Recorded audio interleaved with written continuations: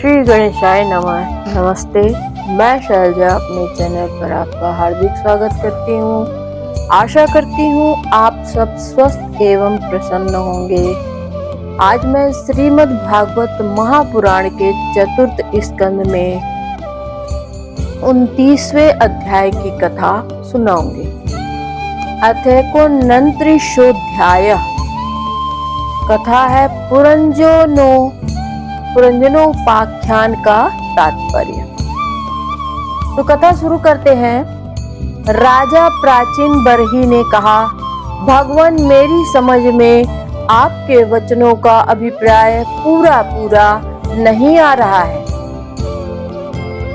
विवेकी पुरुष ही इनका तात्पर्य समझ सकते हैं, हम कर्म मोहित जीव नहीं।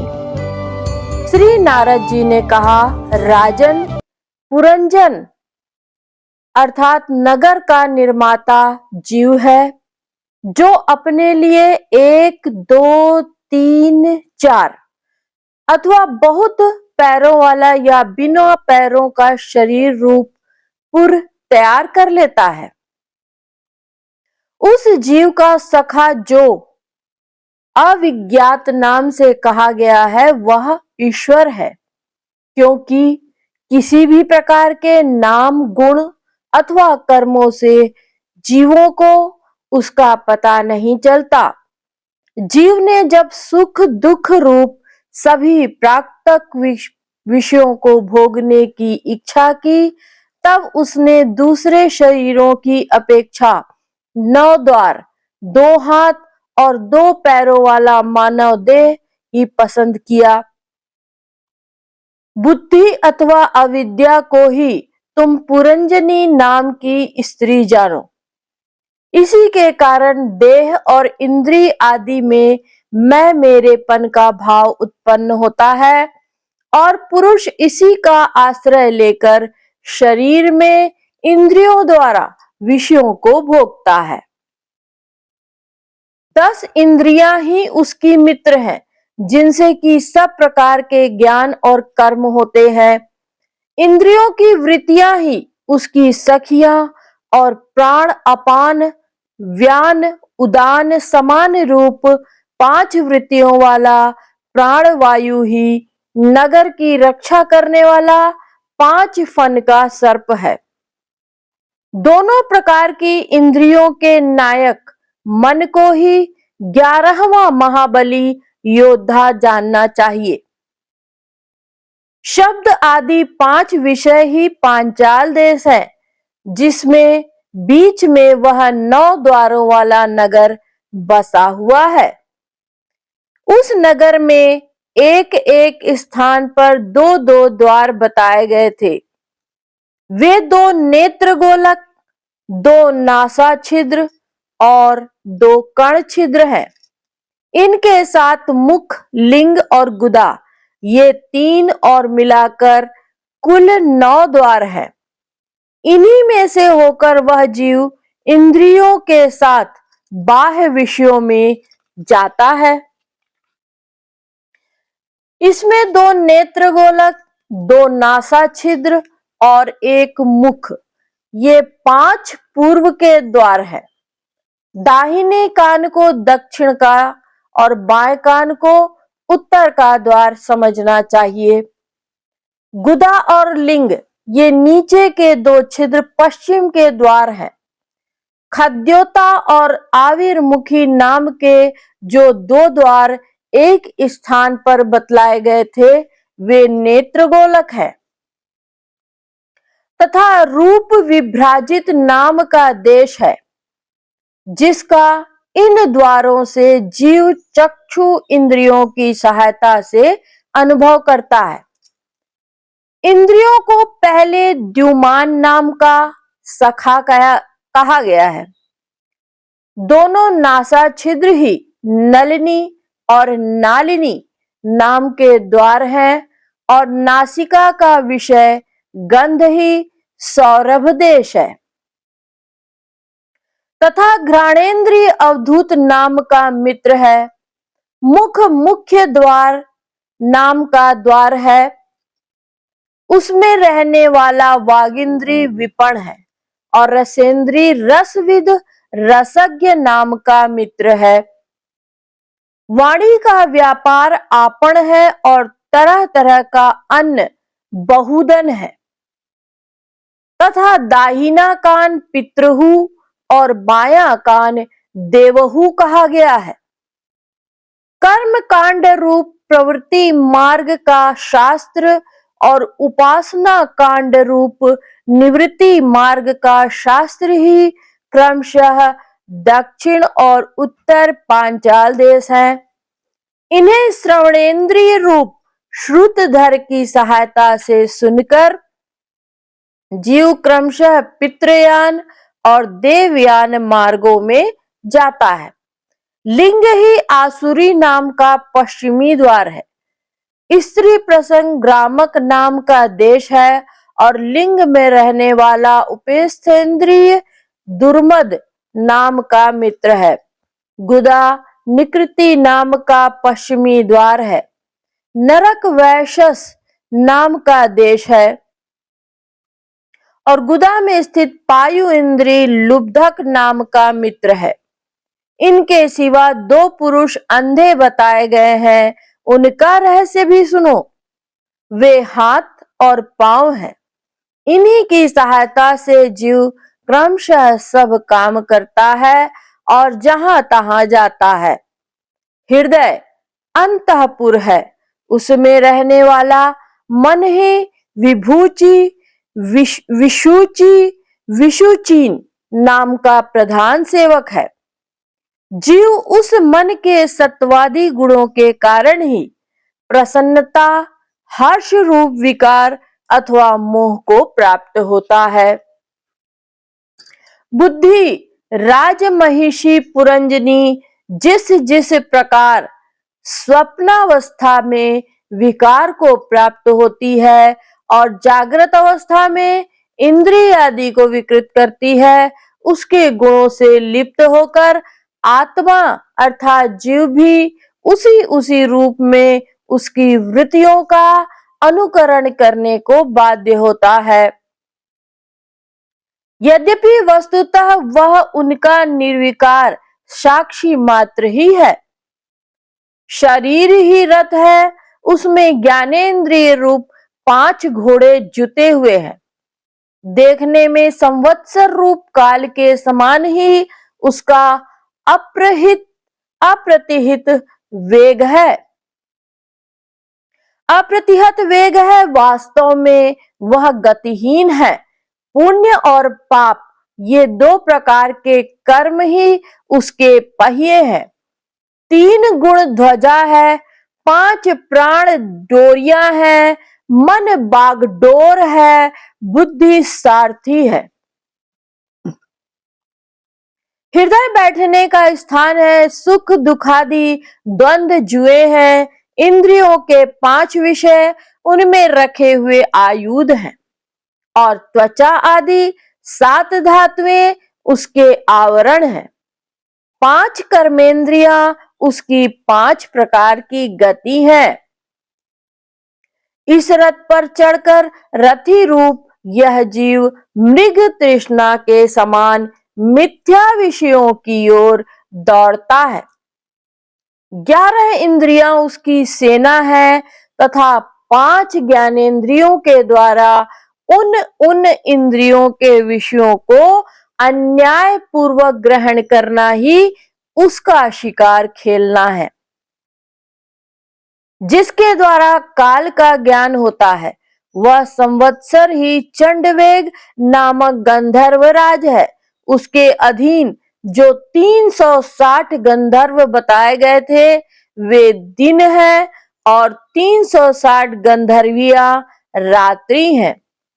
ये बारी बारी से चक्कर लगाते हुए मनुष्य की आयु को हरते रहते हैं। वृद्धावस्था ही साक्षात काल कन्या है, उसे कोई भी पुरुष पसंद नहीं करता।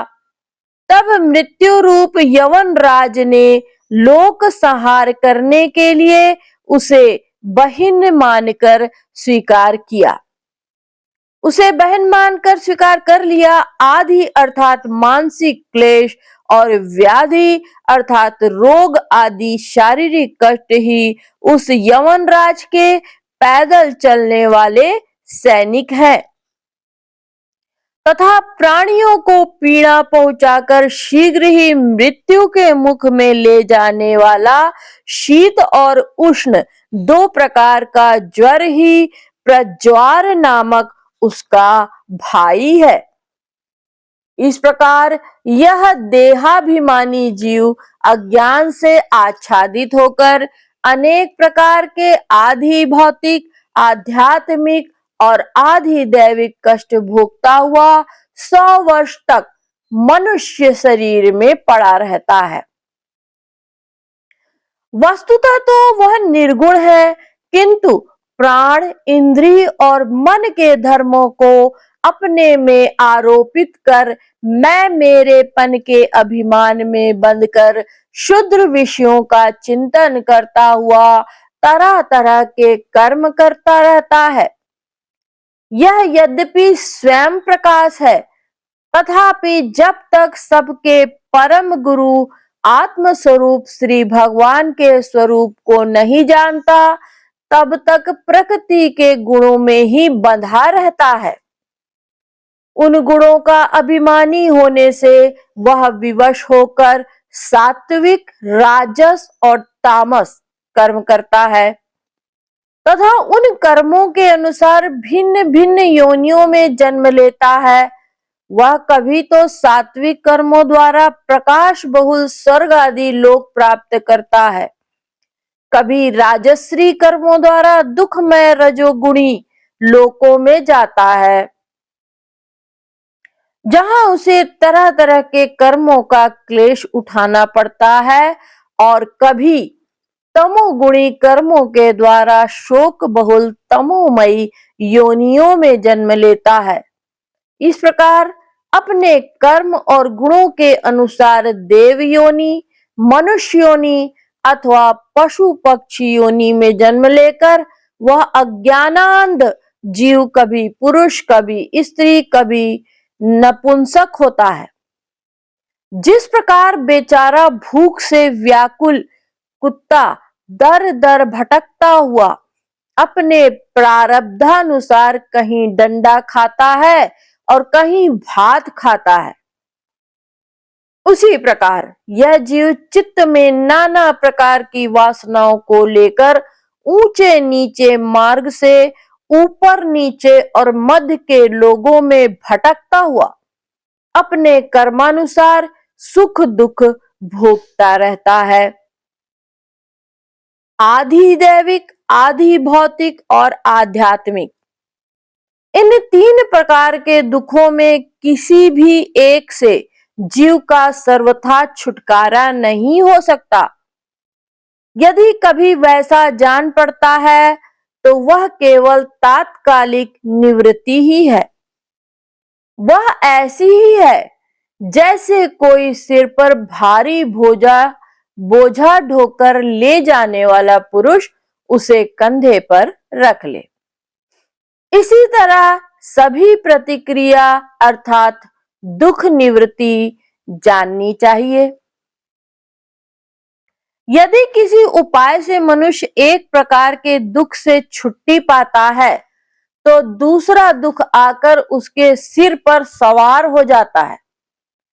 शुद्ध हृदय नरेंद्र जिस प्रकार स्वप्न में होने वाला स्वप्नांतर उस स्वप्न से सर्वथा छूटने का उपाय नहीं है, उसी प्रकार कर्म फल भोग से सर्वथा छूटने का उपाय केवल कर्म नहीं हो सकता, क्योंकि कर्म और कर्म फल भोग दोनों ही अविद्या युक्त होते हैं।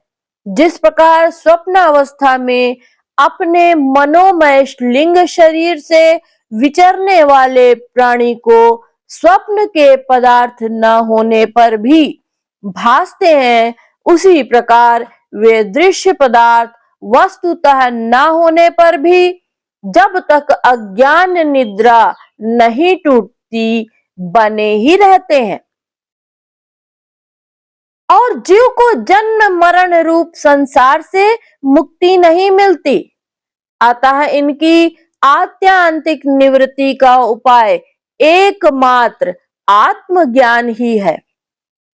राजन, जिस अविद्या के कारण परमार्थ स्वरूप आत्मा को यह जन्म मरण रूप अनर्थ परंपरा प्राप्त हुई है, उसकी निवृत्ति गुरु स्वरूप श्री हरि में सुदृढ़ भक्ति होने पर हो सकती है।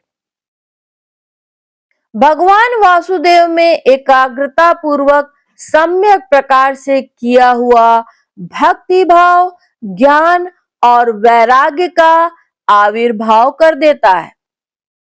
राजश्रेय यह भक्ति भाव भगवान की कथा के आश्रित रहता है, इसलिए जो श्रद्धा पूर्वक उन्हें प्रतिदिन सुनता और पढ़ता है, उसे बहुत शीघ्र इसकी प्राप्ति हो जाती है।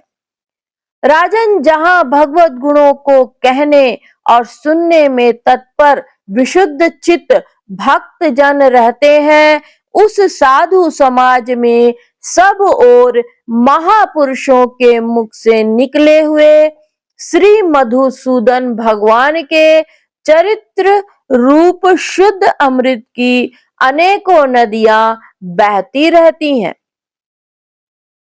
जो लोग अतृप्त चित्त से श्रवण में तत्पर अपने कर्ण कुहरों द्वारा उस अमृत का छक कर पान करते हैं, उन्हें भूख प्यास शोक और मोह आदि कुछ भी बाधा नहीं पहुंचा सकते। हाय, स्वभावतः प्राप्त होने वाले इन क्षुधा पिपासा आदि विघ्नों से सदा घिरा हुआ जीव समुदाय श्री हरि के कथामृत सिंधु से प्रेम नहीं करता। साक्षात प्रजापतियों के पति ब्रह्मा जी, भगवान शंकर, स्वयंभू मनु, दक्षादि प्रजापति गण, सनकादिक नैष्ठिक ब्रह्मचारी, मरीचि, अत्रि, अंगिरा, पुलत्स्य, पुलह, कृतु, भृगु, वशिष्ठ और मैं, ये जितने ब्रह्मवादी मुनिगण हैं, समस्त वांगमय के अधिपति होने पर भी तप उपासना और समाधि के द्वारा ढूंढ ढूंढ कर हार गए, फिर भी उस सर्व साक्षी परमेश्वर को आज तक न देख सके। वेद भी अत्यंत विस्तृत है, उसका पार पाना हंसी खेल नहीं है।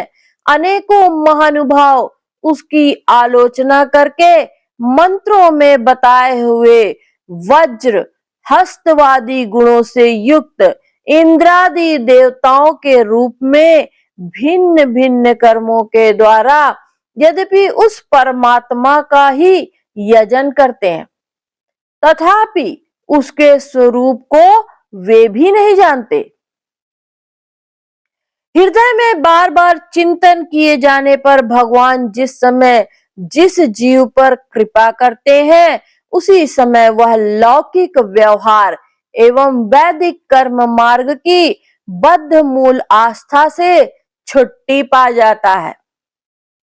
बहिष्मन, तुम इन कर्मों में परमार्थ बुद्धि मत करो, ये सुनने में ही प्रिय जान पड़ते हैं, परमार्थ आदि का तो स्पर्श भी नहीं करते। ये जो परमार्थवत दिख पड़ते हैं, इसमें केवल अज्ञान ही कारण है। जो मलिन मति कर्मवादी लोग वेद को कर्म परक मानते हैं, वे वास्तव में उसका मर्म नहीं जानते। इसका कारण यही है कि वे अपने स्वरूप भूत लोक आत्म तत्व को नहीं जानते, जहां साक्षात श्री जनार्दन भगवान विराजमान है। पूर्व की ओर अग्रभाग वाले कुशाओं से संपूर्ण भूमंडल को आच्छादित करके अनेकों पशुओं का वध करने से तुम बड़े कर्माभिमानी और उद्यत हो गए हो, किंतु वास्तव में तुम्हें कर्म या उपासना किसी के भी रहस्य का पता नहीं है। वास्तव में कर्म तो वही है जिससे श्री हरि को प्रसन्न किया जा सके, और विद्या भी वही है जिससे भगवान में चित्त लगे। श्रीहरि संपूर्ण देहधारियों के आत्मा, नियामक और स्वतंत्र कारक है, स्वतंत्र कारण है, अतः उनके चरण तल ही मनुष्यों के एकमात्र आश्रय है और उन्हीं से संसार में सबका कल्याण हो सकता है। जिससे किसी को अणु मात्र भी भय नहीं होता, वही उसका प्रियतम आत्मा है।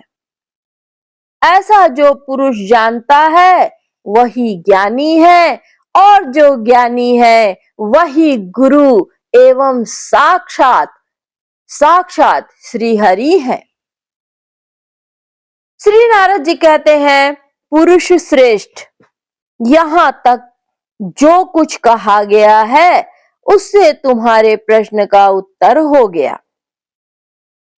अब मैं एक भली भांति निश्चय किया हुआ गुप्त साधन बताता हूं, ध्यान देकर सुनो। पुष्प वाटिका में अपनी हरिणी के साथ विहार करता हुआ एक हरिण मस्त घूम रहा है। वह दूब आदि छोटे छोटे अंकुरों को चर रहा है। उसके कान भौरों के मंधुर गुंजार में लग रहे हैं। उसके सामने ही दूसरे जीवों को मारकर अपना पेट पालने वाले भेड़िए ताक लगाए खड़े हैं, और पीछे से शिकारी व्याध ने बींधने के लिए उस पर बाण छोड़ दिया। परंतु हरिण इतना बेसुध है कि इसका कुछ भी पता नहीं, उसे इसका कुछ भी पता नहीं। एक बार इस हरिण की दशा पर विचार करो। राजन, इस रूपक का आशय सुनो। वह मृत प्राय हरिण तुम ही हो। तुम अपनी दशा पर विचार करो। पुष्पों की तरह ये स्त्रियां केवल देखने में सुंदर है। इन स्त्रियों के रहने का घर ही पुष्प वाटिका है। इसमें रहकर तुम पुष्पों के मधु और गंध के समान क्षुद्र सकाम फलों के कर्मों के फलस्वरूप जीभ और जन इंद्रिय को प्रिय लगने वाले भोजन तथा स्त्री संग आदि तुच्छ भोगों को ढूंढ रहे हो। स्त्रियों से घिरे रहते हो और अपने मन को तुमने उन्हीं में फंसा रखा है। स्त्री पुत्रों का मधुर भाषण ही भौरों का मधुर गुंजार है। तुम्हारे कान उसी में अत्यंत आसक्त हो रहे हैं। सामने ही भेड़ियों के झुंड के समान काल के अंश दिन और रात तुम्हारी आयु को हर रहे हैं, परंतु तुम उनकी कुछ भी परवाह न कर गृहस्थी के सुखों में मस्त हो रहे हो। तुम्हारे पीछे गुपचुप लगा हुआ शिकारी काल अपने छिपे हुए बाण से तुम्हारे हृदय को दूर से ही बींध डालना चाहता है। इस प्रकार अपने को मृग की स्थिति में देखकर तुम चित्त को हृदय के भीतर निरुद्ध करो और नदी की भांति प्रवाहित होने वाली श्रवण इंद्रिय की बाह्य वृत्ति को चित्त में स्थापित करो, अर्थात अंतर्मुखी करो। जहां कामी पुरुषों की चर्चा होती रहती है, जहां पर कामी पुरुषों की चर्चा होती रहती है। उस गृहस्थ आश्रम को छोड़कर परमहंसों के आश्रय श्री हरि को प्रसन्न करो और क्रमशः सभी विषयों से विरत हो जाओ। राजा प्राचीन बरही ने कहा, भगवान आपने कृपा करके मुझे जो उपदेश दिया है उसे मैंने सुना और उस पर विशेष रूप से विचार भी किया। मुझे कर्म का उपदेश देने वाले इन आचार्यों को निश्चय ही इसका ज्ञान नहीं है। यदि वे इस विषय को जानते तो मुझे इसका उपदेश क्यों न करते। विप्रवर, मेरे उपाध्यायों ने आत्म तत्व के विषय में मेरे हृदय में जो महान संशय खड़ा कर दिया था उसे आपने पूरी तरह से काट दिया। इस विषय में इंद्रियों की गति न होने के कारण मंत्र दृष्टा ऋषियों को भी मोह हो जाता है। वेदवादियों का कथन जगह जगह सुना जाता है कि पुरुष इस लोक में जिसके द्वारा कर्म करता है उस स्थूल शरीर को यहीं छोड़कर परलोक में कर्मों से बने हुए दूसरी देह से उसका फल भोगता है। किंतु यह बात कैसे हो सकती है, क्योंकि उन कर्मों का कर्ता स्थूल शरीर तो यहीं नष्ट हो जाता है।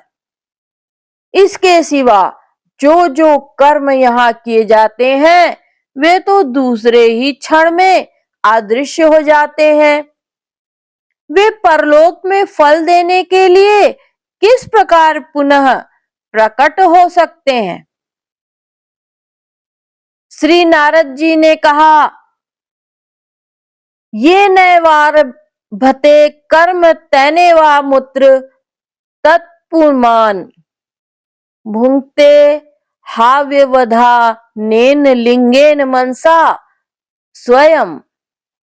नारद जी कहते हैं, राजन स्थूल शरीर तो लिंग शरीर के अधीन है, अतः कर्मों का उत्तरदायित्व उसी पर है। जिस मनः प्रधान लिंग शरीर की सहायता से मनुष्य कर्म करता है वह तो मरने के बाद भी उसके साथ ही रहता है, उसके साथ रहता ही है। अतः वह परलोक में अपरोक्ष रूप से स्वयं उसी के द्वारा उनका फल भोगता है।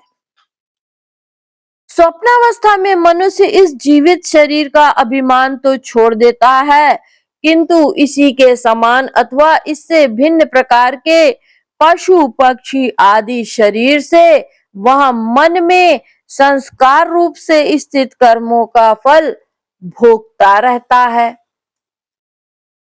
इस मन के द्वारा जीव जिन स्त्री पुत्र आदि को ये मेरे हैं और देहादि को यह मैं हूं ऐसा कहकर मानता है, उनके किए हुए पाप पुण्य आदि रूप कर्मों को भी वह अपने ऊपर ले लेता है और उनके द्वारा उसे व्यर्थ ही इस जन्म फिर जन्म लेना पड़ता है।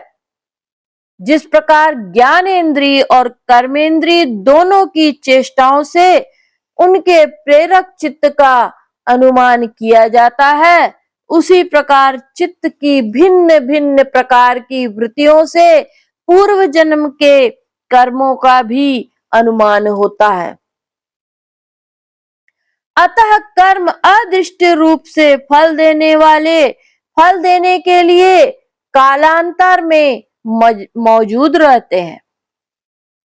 कभी कभी देखा जाता है कि जिस वस्तु का इस शरीर से कभी अनुभव नहीं किया, जिसे न कभी देखा न सुना ही उसका स्वप्न में वह जैसी होती है वैसा ही अनुभव हो जाता है।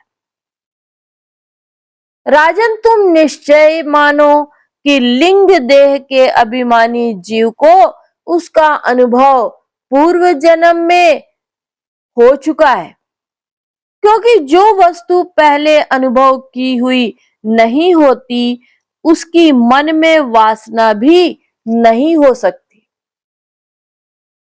राजन, तुम्हारा कल्याण हो। मन ही मनुष्य के पूर्व रूपों को तथा भावी शरीर आदि को भी बता देता है, और जिनका भावी जन्म होने वाला नहीं होता, उन तत्ववेत्ताओं की विदेह मुक्ति का पता भी उनके मन से ही लग जाता है। कभी कभी स्वप्न में देश काल अथवा क्रिया संबंधी ऐसी बातें भी देखी जाती हैं जो पहले कभी देखी या सुनी नहीं गई। जैसे पर्वत की चोटी पर समुद्र, दिन में तारे, अथवा अपना सिर कटा दिखाई देना इत्यादि। इनके दिखने में निद्रा दोष को ही कारण मानना चाहिए। मन के सामने इंद्रियों से अनुभव होने योग्य पदार्थ ही भोग रूप में बार बार आते हैं और भोग समाप्त हो जाने पर चले जाते हैं। ऐसा कोई पदार्थ नहीं आता जिसका इंद्रियों से अनुभव ही ना हो सके। इसका कारण यही है कि जब जीव मन सहित है, सब जीव मन सहित है, साधारणतया जो सब पदार्थों का क्रमशः ही भान होता है, साधारणतया तो सब पदार्थों का क्रमशः ही भान होता है, परंतु यदि किसी समय भगवत चिंतन में लगा हुआ मन विशुद्ध सत्व में स्थित हो जाए, तो उसमें भगवान का संसर्ग होने से एक साथ समस्त विश्व का भी भान हो सकता है। जैसे राहु दृष्टि का विषय न होने पर भी प्रकाशात्मक चंद्रमा के संसर्ग से दिखने लगता है। राजन, जब तक गुणों का परिणाम एवं बुद्धि, मन, इंद्रिय और शब्द आदि विषयों का संघात यह अनादि लिंग देह बना हुआ है, तब तक जीवों के अंदर स्थूल देह के प्रति मैं मेरा इस भाव का अभाव नहीं हो सकता। सुषुप्ति, मूर्छा, अत्यंत दुख तथा मृत्यु और तीव्र जवर आदि के समय भी इंद्रियों की व्याकुलता के कारण मैं और मेरेपन को स्पष्ट प्रतीति नहीं होती। मैं और मेरेपन की स्पष्ट प्रतीति नहीं होती, किंतु उस समय भी उनका अभिमान तो बना ही रहता है। जिस प्रकार अमावस्या की रात्रि में चंद्रमा रहते हुए भी दिखाई नहीं देता, उसी प्रकार युवा अवस्था में स्पष्ट प्रतीत होने वाला यह एकादश इंद्रिय विशिष्ट लिंग शरीर गर्भावस्था और बाल्यकाल में रहते हुए भी इंद्रियों का पूर्ण विकास न होने के कारण प्रतीत नहीं होता। जिस प्रकार स्वप्न में किसी वस्तु का अस्तित्व न होने पर भी जागे बिना स्वप्न जनित अनर्थ की निवृत्ति नहीं होती, उसी प्रकार सांसारिक वस्तुएं यद्यपि असत हैं, तो भी अविद्यावश जीव उनका चिंतन करता रहता है। इसलिए उसका जन्म मरण रूप संसार से छुटकारा नहीं हो पाता। इस प्रकार पंचतंत्र मात्राओं से बना हुआ और तथा 16 तत्वों के रूप में विकसित यह त्रिगुणमय संघात ही लिंग शरीर है। यही चेतना शक्ति से युक्त होकर जीव कहा जाता है। इसी के द्वारा पुरुष भिन्न भिन्न देहों को ग्रहण करता है और त्यागता है। तथा इसी से उसे हर्ष, शोक, भय, दुख और सुख आदि का अनुभव होता है। जिस प्रकार जोंक जब तक दूसरे तृण को नहीं पकड़ लेती तब तक पहले को नहीं छोड़ती, उसी प्रकार जीव मरण काल उपस्थित होने पर जब तक देहारंभक कर्मों की समाप्ति होने पर दूसरा शरीर प्राप्त नहीं कर लेता, तब तक पहले शरीर के अभिमान को नहीं छोड़ता।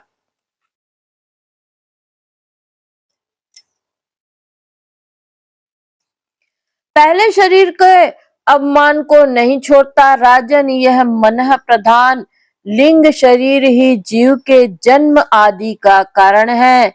जीव जब इंद्रिय जनित भोगों का चिंतन करते हुए बार बार उन्हीं के लिए कर्म करता है, तब उन कर्मों के होते रहने से अविद्यावश वह देह आदि के कर्मों में बंध जाता है।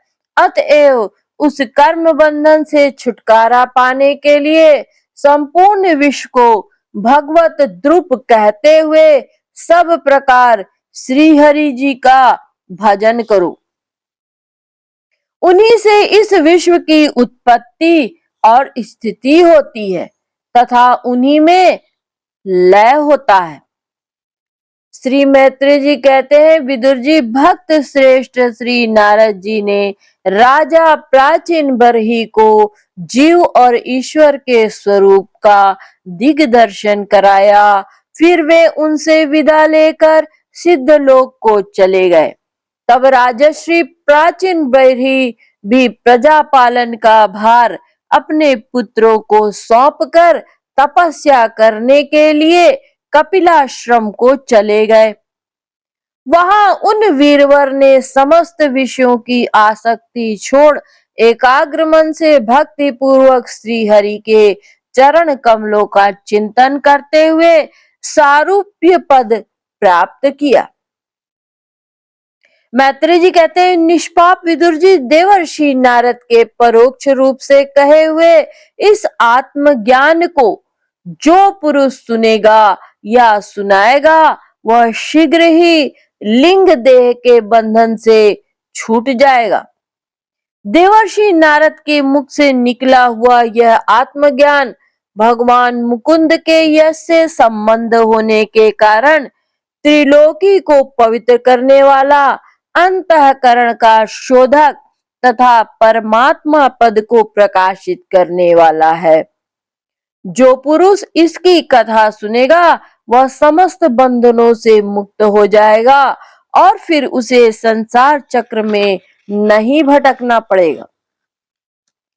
मैत्री जी कहते हैं, विदुर जी, गृहस्थाश्रमी पुरंजन के रूपक से परोक्ष रूप में कहा गया यह अद्भुत आत्मज्ञान मैंने गुरु जी की कृपा से प्राप्त किया था। इसका तात्पर्य समझ लेने से बुद्धि युक्त जीव का देहाभिमान निवृत्त हो जाता है तथा उसका परलोक में जीव किस प्रकार कर्मों का फल भोगता है यह संशय भी मिट जाता है।